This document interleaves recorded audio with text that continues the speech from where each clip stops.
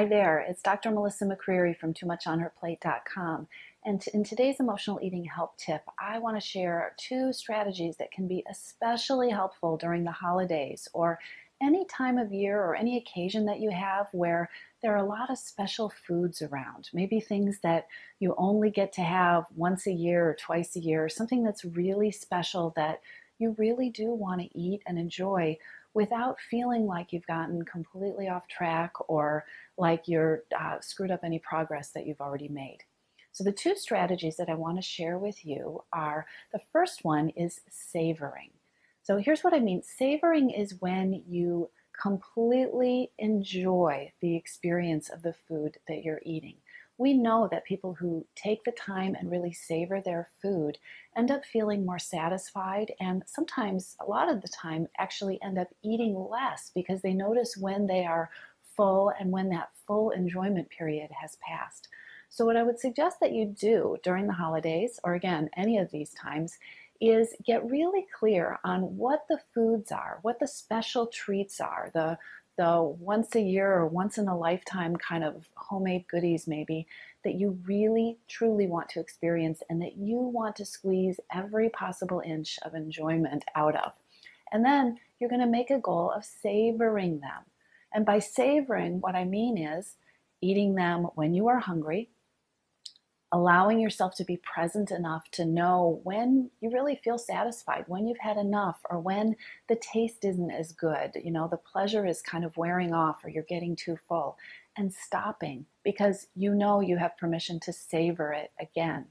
Savoring means being 100% present. It means not distracting yourself because you feel guilty that you're eating it, or eating it really quickly because it's a forbidden food. Being present, not watching TV, not checking your phone, letting yourself get every inch of pleasure from eating that food that you can.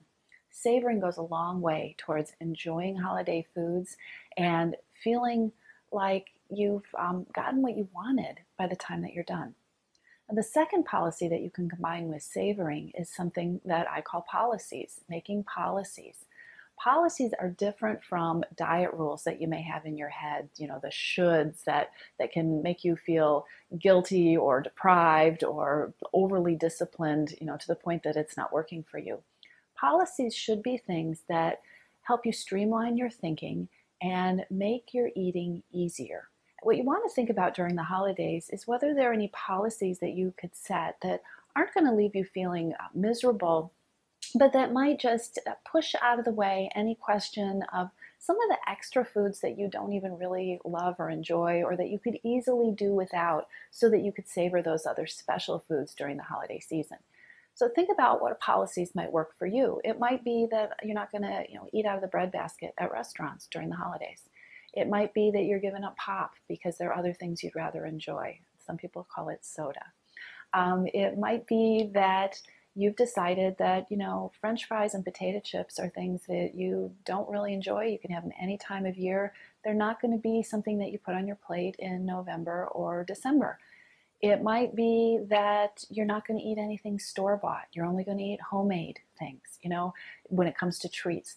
A policy can be anything. Think of something that would be helpful to you that's a decision that you only will need to make once, instead of every time you get to a buffet table or every time you're at a cocktail party, because that can be taxing on your brain. It can be stressful, and it also depletes that discipline and that willpower that you only have a limited supply of. So savoring and policies, those are the two holiday strategies that I want to share with you today. Put them in use in your life, experiment with them, see how they work for you and how you can customize them.